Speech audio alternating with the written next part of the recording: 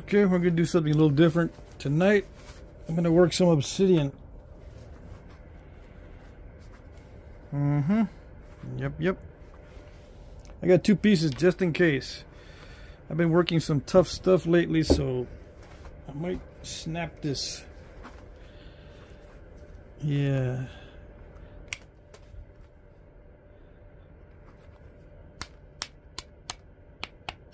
This is California obsidian.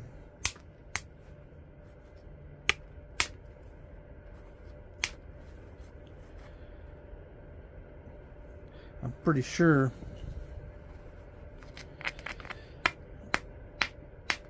Yep.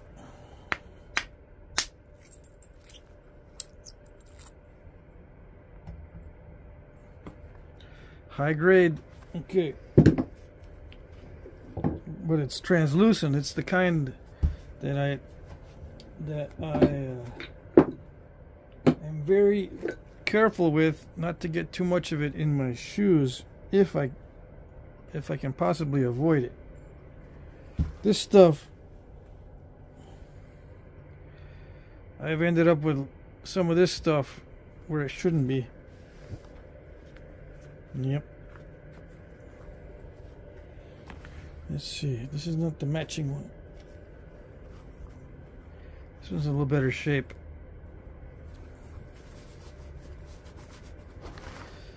Okay. Are we ready?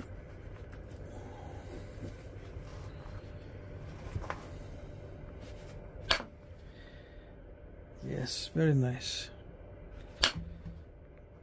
I always get new people when I knap obsidian. So this is a steel rod, okay? Steel. 3/8 inch diameter, 12 inches long. You get them at Home Depot and whatnot. You don't get them that long. You have to cut them down to size. You get them in 3 foot or 4 foot lengths. And cut them down to size.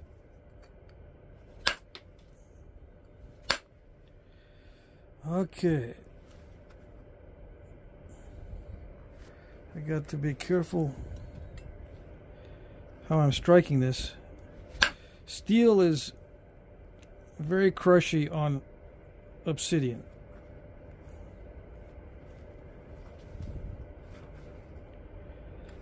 Some knappers will go as far as to say that steel doesn't work on obsidian, and indirect percussion doesn't work with the steel on the obsidian. Yep. You'll hear it. But you'll see the contradiction on this channel.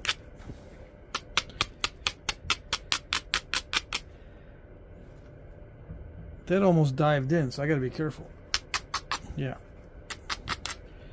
That almost took off too much. It looks like I gotta thin it way down. That's such a shame, huh? I gotta thin it way down to get under that.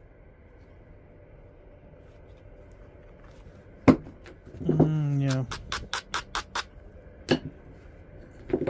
So I just made it a little bit harder on myself by trying to do a fancy long flake.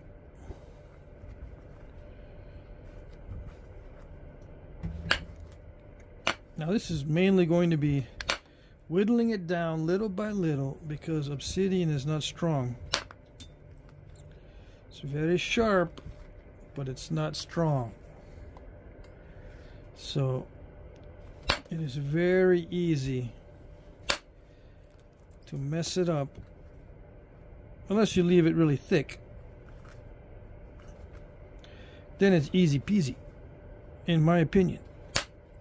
You leave it nice and thick and it's easy peasy, right? But nobody wants to see easy peasy.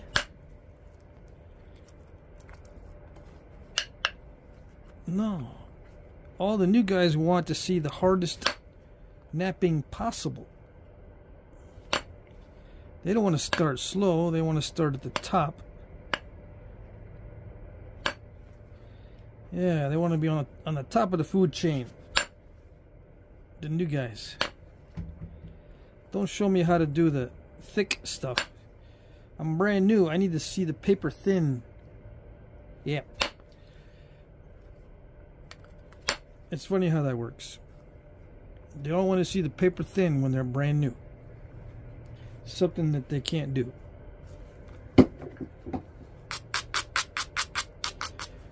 Yep.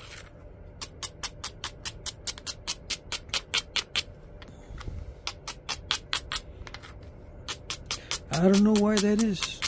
I'm amazed by the human brain, both by its capacity and by its obvious limitations. I'm amazed at how much that range is. Yeah.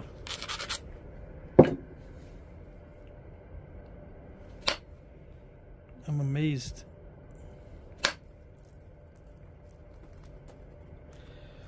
You new guys that want to see paper thin stuff,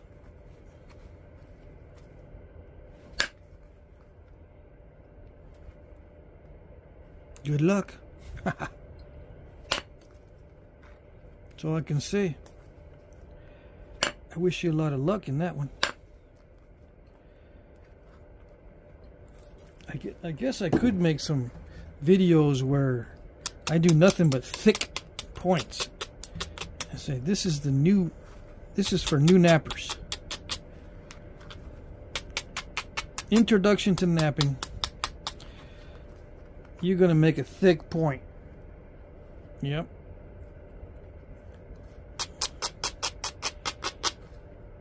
I should do that.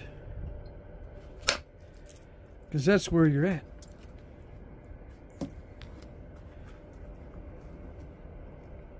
YouTube says I should research my audience and target my audience better. Yeah.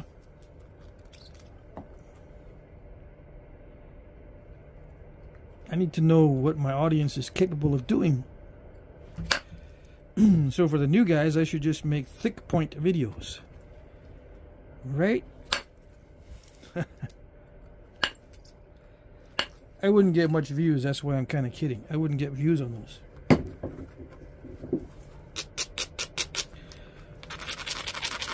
Because most people see the thin point videos as not only instructional, but inspirational.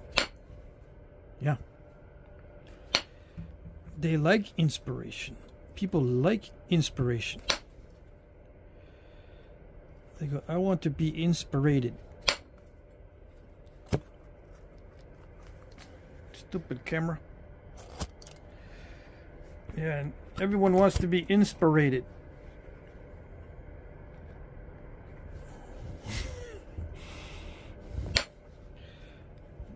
Why do I talk funny? I'm just messing with everybody, especially the new people who just barely tune in because they're looking for obsidian napping, and I start talking and start bringing up stuff, and they don't know what's going on. What's the backstory, or what's going on here?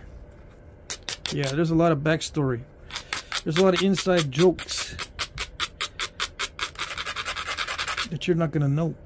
Nope. You're gonna look at my Hornstone videos and think, oh, this is a pretty serious guy. Yeah. Teaching the old ways. Yep. No goofing here. And then I switch over to something else and I start goofing around. And they're scratching their heads going, what's this guy got multiple personalities or what?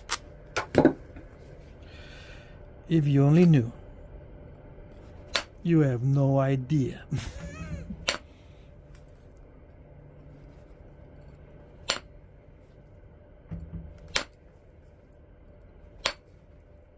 Am I going to explain every hit and stuff? No. I am not going to explain every hit. Why I do this, how much to abrade, what are the dimensions of each striking area. How do I know what's a platform and what's not a platform? What am I shooting for? What am I going to make? Do I know what I'm going to make ahead of time? Or no?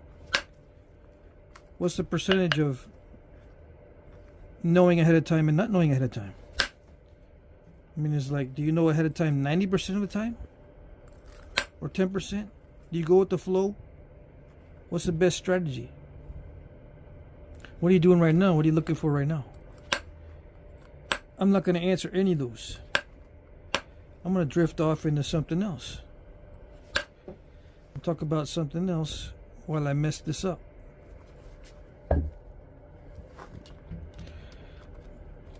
Yep. Sometimes these breaks are caused by incipient cracks. So that's why a lot of times I stick them back together, in case you don't know. But I think I just put too much force in the hit on that one. But with each break, I understand the limits of the material. I'm closer to understanding the limits of the material. So a break is not a total loss. As long as you're understanding the limits of the material, it's a good thing to learn from the break. The break itself is not good, because one of the things that you'll be doing in flint knapping is not breaking stuff. Yeah.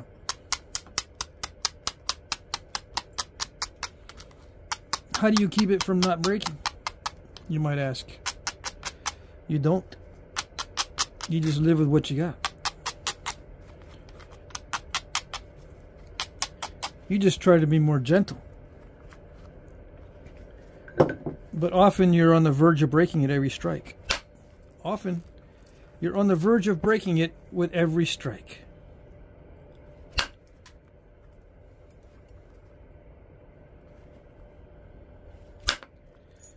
So you just got to learn the limits of the material.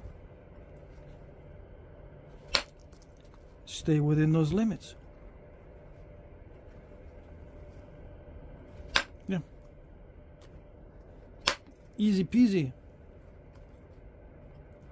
Right? Right. What could be so hard? You can make anything from anything. You're a handy guy, you can make anything out of anything. Flint knapping should be a piece of cake. It's only rocks and glass. Maybe a couple dishes and glass bottles and stuff like that. No big deal. Right? I wish. I got into flint knapping because I wanted to make some reproductions of Native American arrowheads. I like Native American stuff. I was into making Native American style bows and arrows. And I said, well, they didn't always have those steel trade points. I started doing some research, and there's a lot of artifacts in the archaeological record, and I'm going, wouldn't it be nice if I could just make some of those stone-tipped arrows? Now that would be awesome. I'm not one to go hunting with them, although I have been a couple times. I did it mainly for reproducing the Native American stuff. So I started on my journey flint knapping, just trying to make a couple arrows.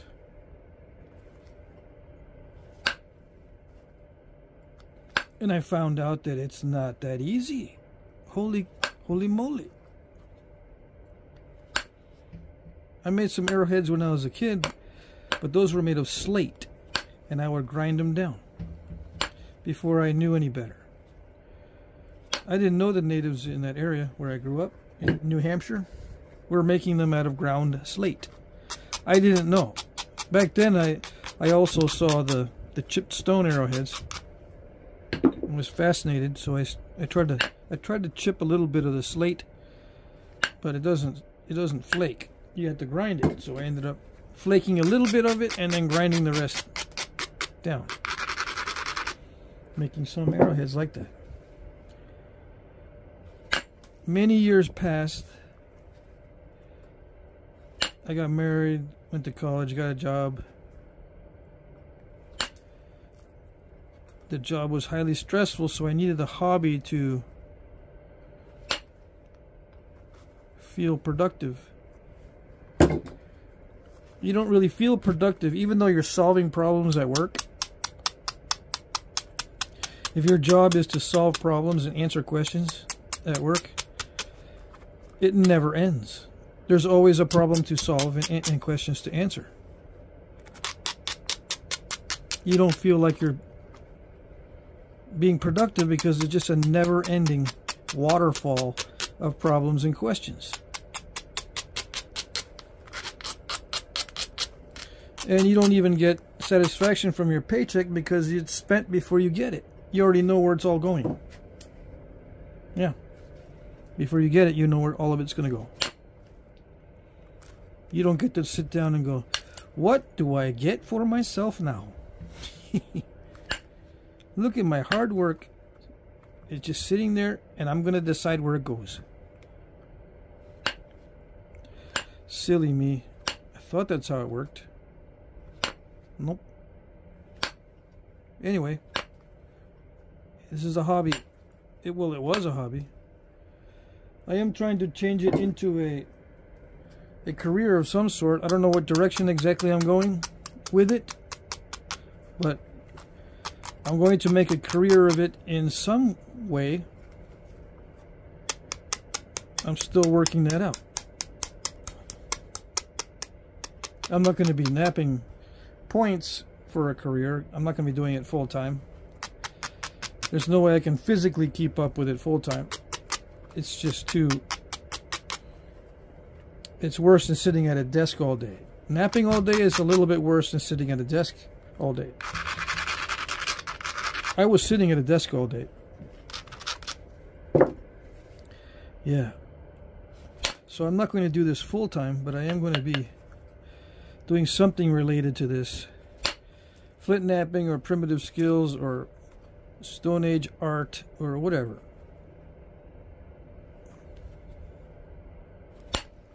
Yep.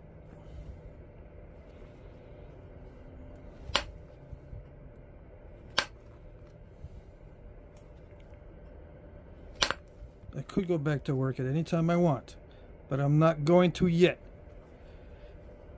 That's the last resort. I was a stay-at-home dad for like 10 years or 12 years. Yeah, stay at home with the kids. I left my last job. They downsized a little bit. It was oil field related, so they hire and then they lay off and then they hire up again and they lay off again. Well, the last round of layoffs, I was one of them, so I said, actually, I think they did me a favor because I don't think I want to go back. So I stayed home with the kids. Didn't go back. Still didn't go back. The kids are all grown and I still didn't go back. I can if I want. Oil field machinery still needs to get built. Plans still need to be drawn up. New challenges still need to be overcome.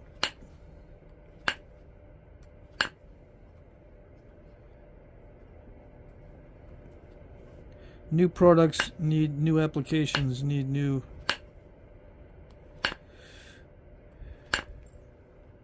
innovative ways to use them.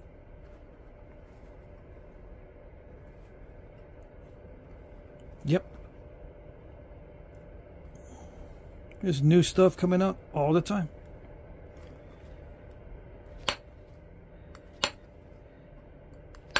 Go to a meeting. We're going to integrate this particular meter or measuring device or some other electronic gadgetry within the equipment. Let's get a drawing set up. Mr. Patrick will send it for approval to the client or evaluation. If it passes the evaluation, send it to the engineer, get it stamped, and then start building. Yep. Make changes along the way. Do all the inspections. Call in the inspectors periodically for this or that. Get everything certified by the EPA.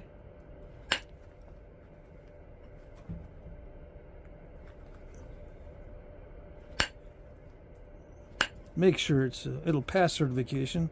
A lot of times we didn't deal with the EPA in the factory. That happened later, out in the field and stuff, while it was in operation. You got to get it hooked up out in the field. I was not involved with the field hookups.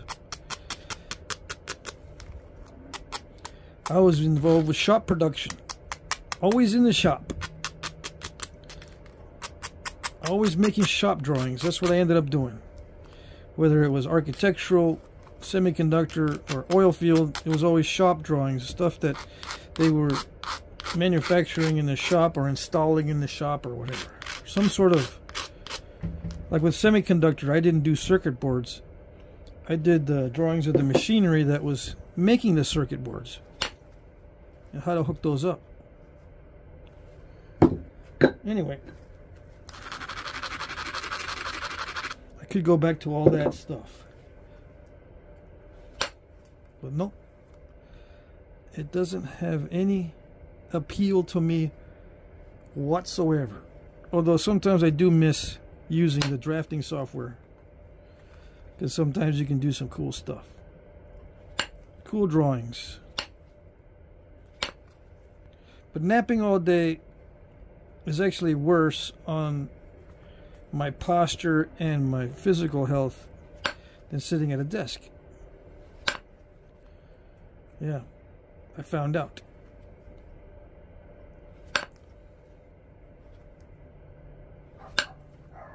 But I like this better. I just can't do it very often, or all day long. I try to do it once a day, but not all day long. So you new guys, you got to pace yourself. It's not good to do this all day long. You know, some of you are going to get burned out. You don't want to get burned out.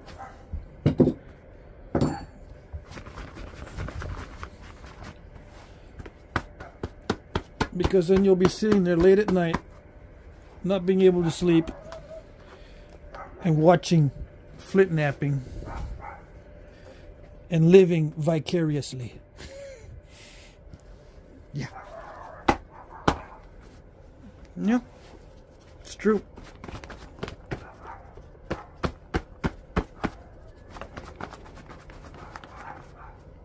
I mean, you don't have to Flintknap. Right? Of course, you don't have to. But I recommend Flintknapping instead of watching it. Get involved with it instead of just watching it, because then you don't make stupid comments. Yeah. Now some people might say, why do you say that? It's going to discourage your people that are watching from making comments because they don't want to look stupid. Well, they're not going to look stupid as long as they're not stupid. Yeah. Why are they worried? If they're worried, then what does that tell you? Yeah.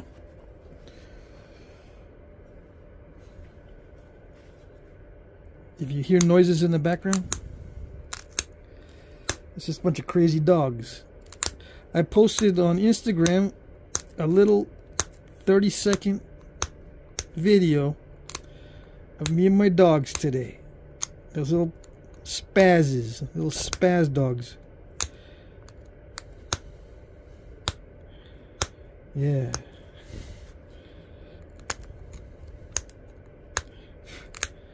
They know when I bring out the camera. It's funny how I think they can see the change in my mannerism when I take the camera out. They know it. They know what's going on, so they don't act the same. It's so funny. They don't know what to think when I had the camera out and I'm looking at it. I think it took like 4 or 5 takes to get that one little 30-second video because they kept running everywhere out of the frame, so I didn't get the dogs within the frame. I tried to get them all in there all at once, and I couldn't do it. Still couldn't do it. So I said, okay, that's good enough. Just post the stupid little video clip. Having fun. I'm allergic to dogs, but we got 6 dogs. They're not all my dogs. They're my kids' dogs because we saved the whole litter. We didn't give any of the pups away from the last litter that we had. They're all kept. None of them given away. We didn't want to give them any away. Nope. Kept them all. Oh yes, and the veterinarian bills are high. Yeah. But it's worth it, right? Of course it is. Except when they end up barking on the video. Then you go, man, after all that we've been through with them dogs and messing up my video.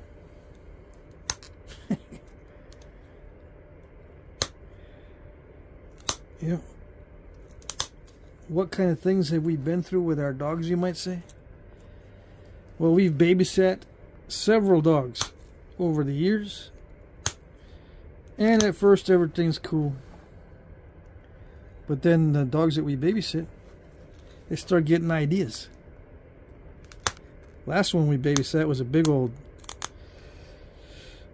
mix of pit bull and Rottweiler and some other, I don't know what, but he was a big fighting dog. Ended up fighting with the oldest dog we have, and put him in the hospital. I had to take him to the hospital. My shirt was all covered with blood. I said, no, we cannot babysit this dog anymore, but the owner didn't want to come get him. Imagine that. So here we go. We had to figure out a way to give him away. Stuff like that.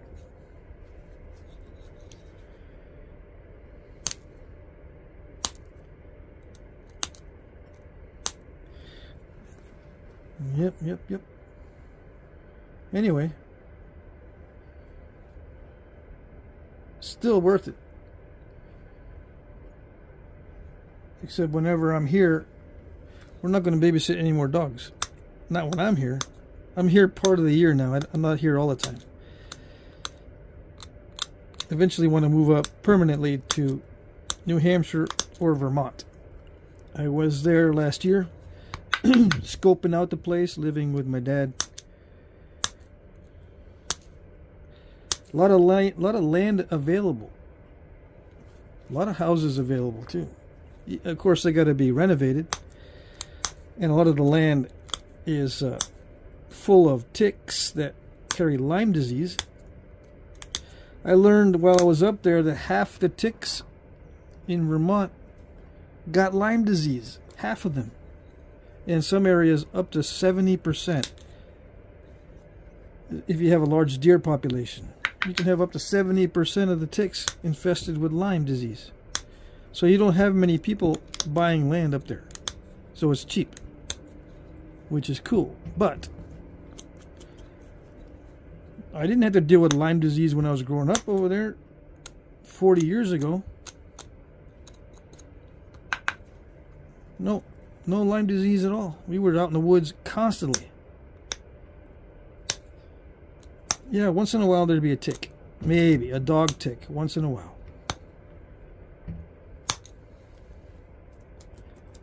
No, when I was there, I got 3 deer ticks on me. And I was just walking trails. And so I had to check every day. Even when I was out on the trail, just they started getting paranoid. Checking for ticks.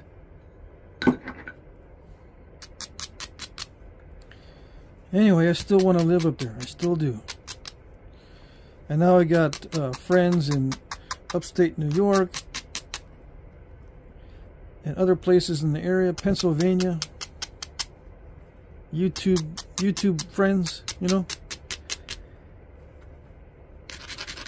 I gotta go do the visiting. I gotta visit people. Yeah. Got a bunch of friends here in Texas. Going to a nap-in next month. Next month, right? This is March. Yeah, going to nap-in April in Brady, Texas. I'm putting together a list of nap-ins, and I'm gonna post them very soon. Post what I got so far. It's not complete, but I'm gonna try to post as much as possible, and then I'll do the updates continuously, and everyone can contribute and blah blah blah. But anyway,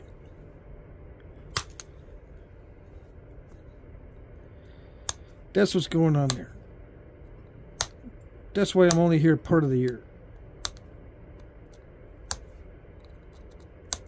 Hey, who knows, I might have 2 houses eventually.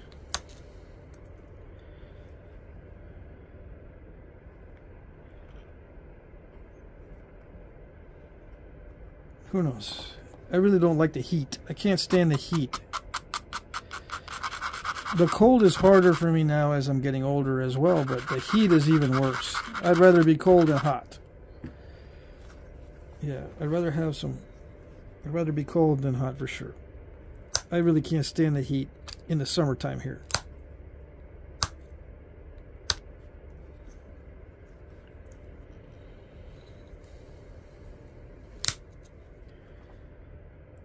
I don't know what it is. It's too hot for me. Some people love it. Some people love the humidity. The heat and humidity together doesn't bug them. It's not humid here in where I am, but if I go to Central Texas, where one of my daughters lives, or my sister lives, if I go there, it's humid. If I go to South Texas, where my wife's family's from, where my ex-wife's family, it's subtropical. I can't stand it. No, I can't deal with it. I'm too wimpy. No, can't deal with it. I hate it. So, there you go. A little glimpse. Just a little glimpse of what I do. And where I go.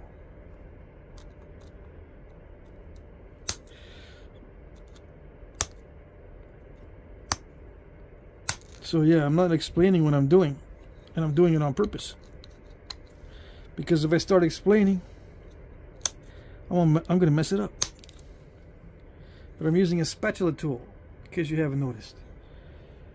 Some of you might say, no, I didn't notice because you didn't say nothing. Never heard of no spatula tool anyway. What the heck is it? This one's like a 16-penny nail driven into a stick and then filed down. Why a spatula tool? Somebody tell him. I'm not going to tell him. Yeah. If you can't see why I'm using it, someone else is going to have to tell him. You should be able to see why I'm using it. And hear the sound of why I'm using it. There's no crunching. You might say, yeah, you know what? You're the first guy I've seen that knaps obsidian with no crunches. Yeah. Some of you might be saying that. But some of you don't notice it unless I say something. Yeah. It's perfectly fine. Everyone learns differently. Some people have to see with their ears and listen with their eyes. I learned that. Some people are completely upside down, which is perfectly okay.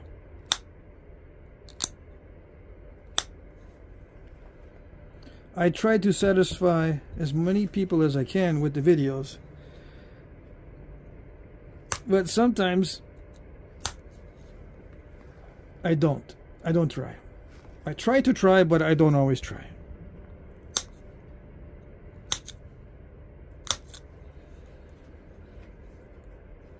Now I could go thinner than this, but I'm not gonna, because if the edge is sharp enough, why go really thin?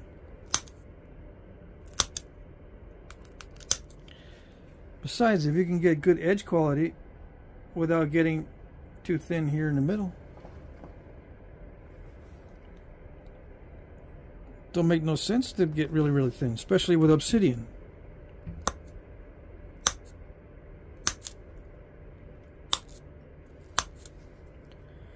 Now usually I'm doing a lot more indirect percussion. Usually. But I got a lot of Flintknapping to do after this tonight. I'm not going to wear myself out.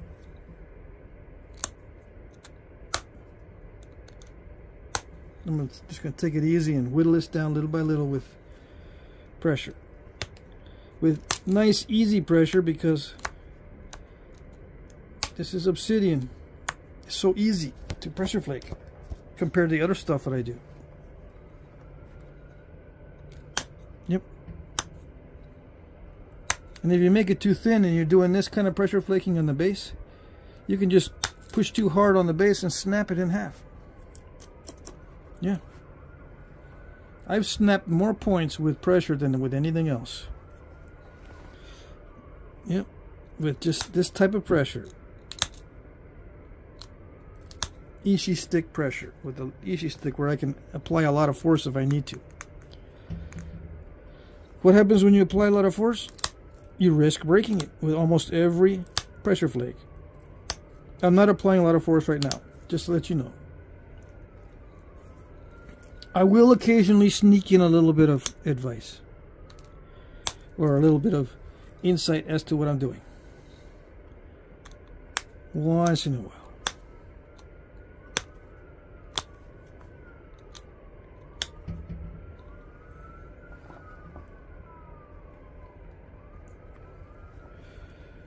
Yeah. One of the drawbacks of grinding the edges so you can push off flakes is that sometimes you can't get to all the dull areas. So you got to be looking really carefully and make sure you flake off all the dull areas from your last abrading pass. And it's not easy. It's still a little bit dull in some spots. You can kind of see the little spots of dullness right there. Right there's dullness. A couple of dull spots up here. You gotta go through and persnickety-fy the edge and get all those little dull areas off. You'll notice that I'll make up some Flintknapping terms. Why do I do that? It's not only to be funny. It's to make fun of others who make up Flintknapping terms and you don't know what the heck they're talking about. And it's not unusual that you don't know what they're talking about, because they're just making up stuff. Yeah. Nobody talks like that. A lot of the nappers I talk to just talk plain English. They don't make up Flintknapping terms. But it's kind of fun to make up terms, because persnickety-fy is a kind of a nice, funny term. That's what I'm doing. I'm being very persnickety on the edge here. So I'm persnickety-fying the edge. It's a Flintknapping term. Now it is. You didn't know? You didn't know you can just make them up? Now you know.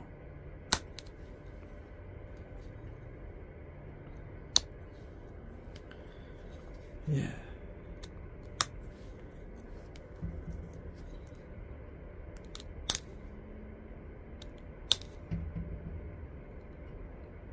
I use a lot of terms out of the archaeological literature. Yeah. Don't worry, they make them up too. Oh, they're good at making stuff up. Not only the terms, but everything else. I get a lot of archaeologists tuning in. They usually don't stay. Because I'll talk smack about the archaeologists. Yeah. Mainly because of their training that they're getting in college. I went to college. I know what goes on there. I went to engineering school where they try to weed you out. They make it difficult for you. But before that, before the engineering courses, I had a bunch of, shall we say, politically motivated professors, even back when I was in college in the 80s. It's worse now, but back then it was pretty bad. Yeah, I went to college in the late 80s. I graduated high school and I went to college. I had a little break there. I didn't go right away. Yeah, I stayed home. I actually worked on hobbies after I graduated high school. I stayed home for a few years working on hobbies. At that time, I was building miniatures and scale models and stuff. And then working odd jobs. Because I wanted money. I didn't want a lot of money. I just wanted a little bit of money. Kind of like now. But it's going to change here. It's got to change soon. Because there's a lot of stuff I got to do. Anyway, I've got the edge finished. And I'm going to have to do the notching. I always default to doing the corner notches. That's what I like doing. You're not going to see stuff on here that I don't like to do. Unless I have a special request to do something I don't like.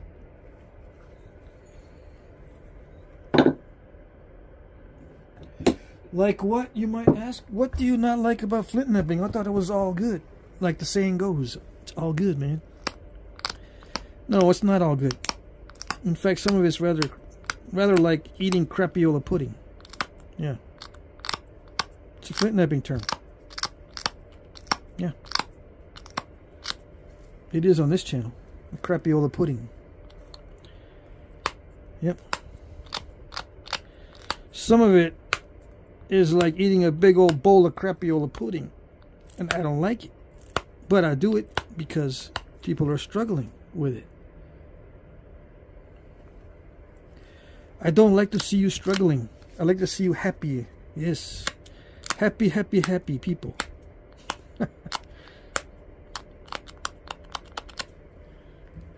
That's what I like. I like seeing people happy.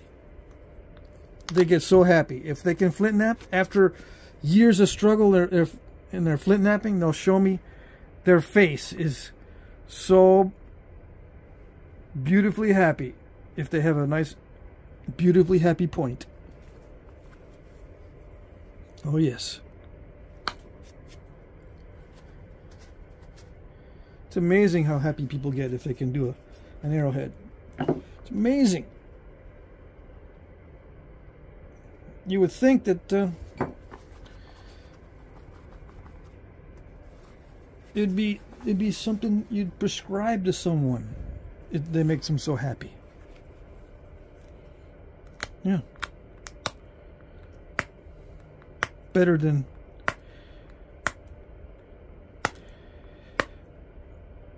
or the most fun you'll have with your pants on. Yeah. That kind of thing. But it takes time. You're going to suffer a lot in the beginning. Yeah.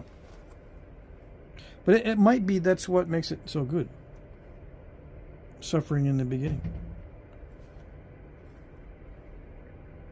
Maybe. I just saw one like this on the internet, so that's why I did this. Where can I go from here? Is there something I can do from here? I think I'm just going to notch it and then pretend I'm making a reproduction of some sort of point. Yeah. But I just saw on the internet or on Instagram something that looked like that. So I think this is a style. I don't know what it is. This is a particular style. Not Clovis, not paleo. It's something else. Okay. Anyway. I'm going to ruin it by putting in side notches. I should use this. Yeah. This one is too monstrous. Yeah. I got different spatula tools for different applications. Maybe I can get it down thinner.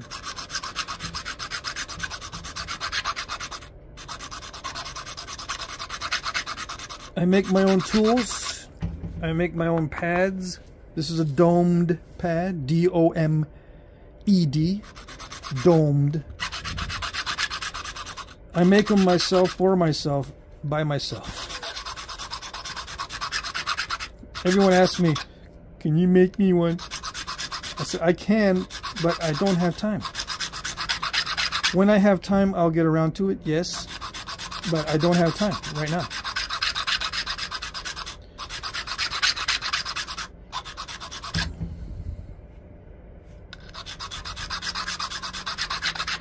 And everyone gets all sad again.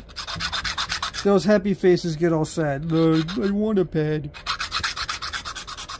I shouldn't make fun.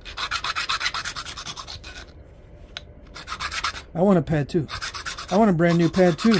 I'm waiting on myself to make myself a brand new pad. Yeah. So don't feel lonely. I want another pad too. I want brand new ones. I want like 5 or 6. I want a stash of pads because sometimes I modify these for knapping obsidian. When I knap obsidian, all these flakes come flying up, and I get them in my hair, I get them in my shirt, I get them in my socks, I get them down the gloves, all these flakes.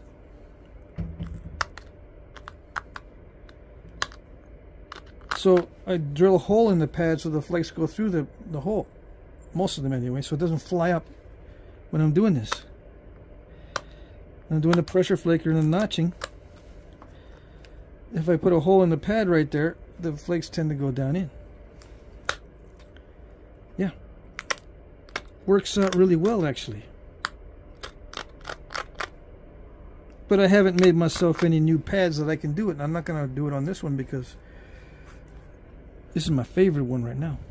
Don't want to mess it up. It's my only one. It's my best favorite only one right now. That's a running joke at our house. You're my favorite blah blah blah. Yeah, but Dad, I'm your only blah blah blah. Well, yeah, that's why you're my favorite. So that's why this pad's my favorite. It's my only pad. That's why it's my favorite one. Why do I only have one pad? Guess. Can you guess? Someone tell him. I'll just tell him. I only have one pad because I give them all away.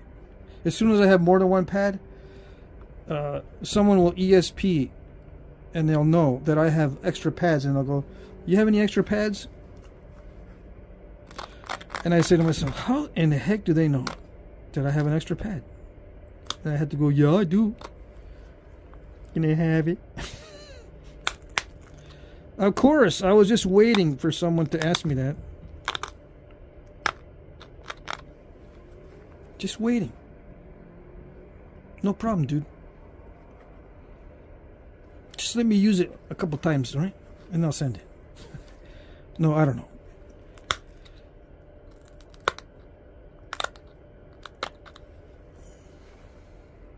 I don't do that. I don't use them before I send them out. I might use them for a little while, and then someone will ask me. They won't ask me right away if I have an extra pad. I might get lucky and be able to use it for a couple days.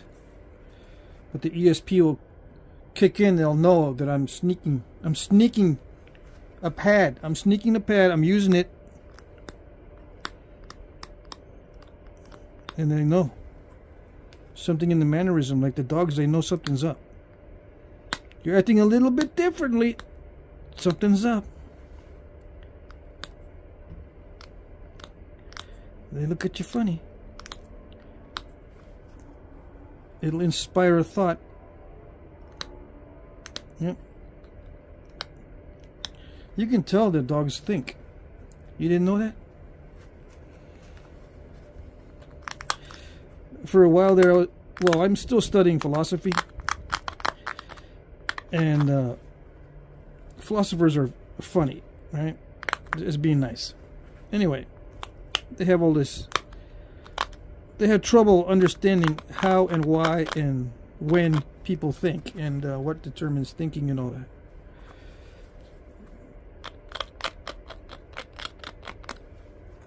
Yeah, and they have a hard time figuring it out. what is thought and all that kind of stuff. How do you know someone is thinking, or how do you know what they're thinking is reality or whatever? Are they really thinking, or is it some sort of weird subconscious activity that they're just watching? They're not thinking, they're just watching the thoughts. Yeah, well, I look at my dogs and I can tell when they're thinking. It's not rocket science. You know, you give them an option to do something, or you're trying to train them to do something, or you're making a strange sound and they're trying to figure it out. There's some wheels and gears turning in there. You can tell that there's some thought going on in there. And you can tell sometimes that they get their feelings hurt. If you're around animals enough, people of course too, right? You're around people enough, you know this stuff. You're not like a philosopher that gets all confused. You know, you can see there's clues. So yeah, I can tell when and the dogs actually think, and they probably have been chosen, and you know, they're domesticated for long periods of time. They have been domesticated for long periods of time. We have selected them to be able to communicate with them without words. Yeah, we teach them with commands and stuff, but you can see what they're up to without words.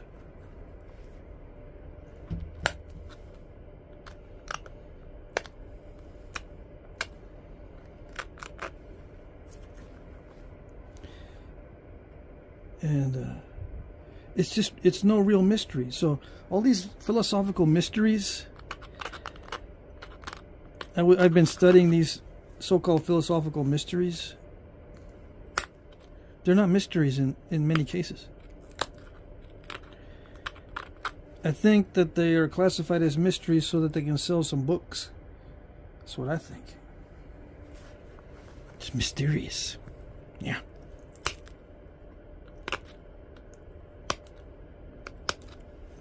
And this stuff that, oh, it's possible we could be in a simulation. Yeah, could be. Gosh, that one really bugs me. Yeah. They obviously have not been through a lot of suffering and misery and death. They obviously have not actually gone hungry and tried to figure out how to eat. Now, it's been in my childhood, we went through a couple stages like that.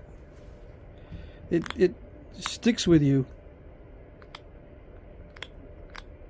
When you're a child, these experiences actually form your brain. So I have like anxiety when I don't know where the meal is going to come from, or if we get into a financial bind. It's excessive anxiety.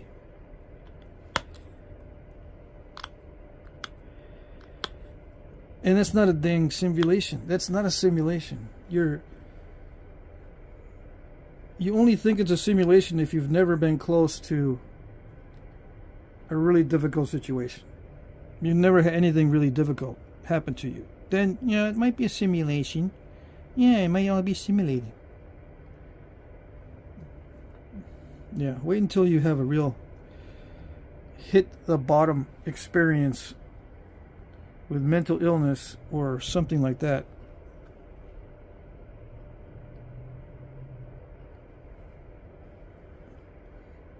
Yeah. These people have never hit bottom. How do I know? I don't know. Yeah. Let me just say the last 12 years with me has been a very difficult ride, I should say. I'll just put it that way. I used to think that I was not getting or looking old, looking my age. For a long time there, I was not looking my age, but all of a sudden, my age caught up with me. Yeah, stress can do that. All right, so I don't know what else to do on this. I'm going to leave it. And if you want it, it'll be in the auction.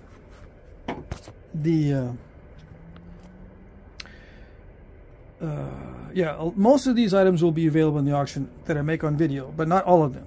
Sometimes they're not. Sometimes they are either going to be used for another project in the future. I'm just saving it, or they're already claimed because I'm doing it as a request. But this one here, it was by request, but it's not a request to have the item. It was just a request to see some obsidian being napped. Okay. And I wanted to change the pace too a little bit. So the edge doesn't have any dull areas. It could be made thinner.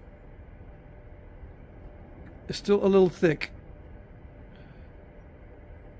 You know what I mean? I could go back and use a sharper tipped point on the pressure flaker and scoop out or pop out a lot of these flakes with bulbs that will thin down the edge, but I didn't do it this time. I just used a spatula tool to pretty much just clip off the edges so there would be no dull powdery areas. White powdery areas, that's what I call it when it's ground down or something smashed. It looks like there's a white powder on the edge. I took all that stuff off. If I wanted to sharpen it a lot, I would have to, you know, grind it back again and then do the sharper tip, do the pop outs with a sharper tipped flaker. Instead of like this, it would be much sharper than this. For this particular piece, I used the spatula tool in this direction and popped them down. Okay, and then for the notching, it's just a simple, straightforward crunching as you go in, but try not to stall them. Stop with a pop out. You know, you pop out one side and just leave it. You don't go in there and grind it. You don't want a lot of white powdery areas in the notch either. You don't want it anywhere. Although there is some here. See that white powdery area? That, I think, is fine inside the notch, because if you wanted to haft it, you'd probably grind that down a little bit anyway, so you won't cut the binding, in my opinion. But yeah, you don't want any white powdery stuff there. Is it translucent? Let's see. No, I don't think so. It is when it's really thin, but sorry to cut out.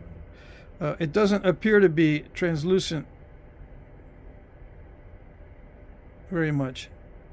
There's other obsidian that's more translucent than this, or transparent even.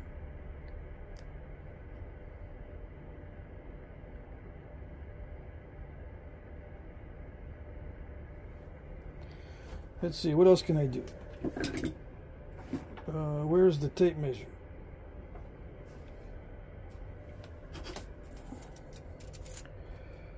Inch and 3/16. Let's just do millimeters so I can give you a width to thickness ratio. 30 by 6, 5:1. 5:1 ratio, which is good for obsidian. If you really want to push it, go to 6:1. You can get it down to 8:1 if you want. I don't like pushing it that far because there's no need. I don't think there's any need. It's sharp, right? Stick it onto that little dart foreshaft. Yeah. It'll work. All right.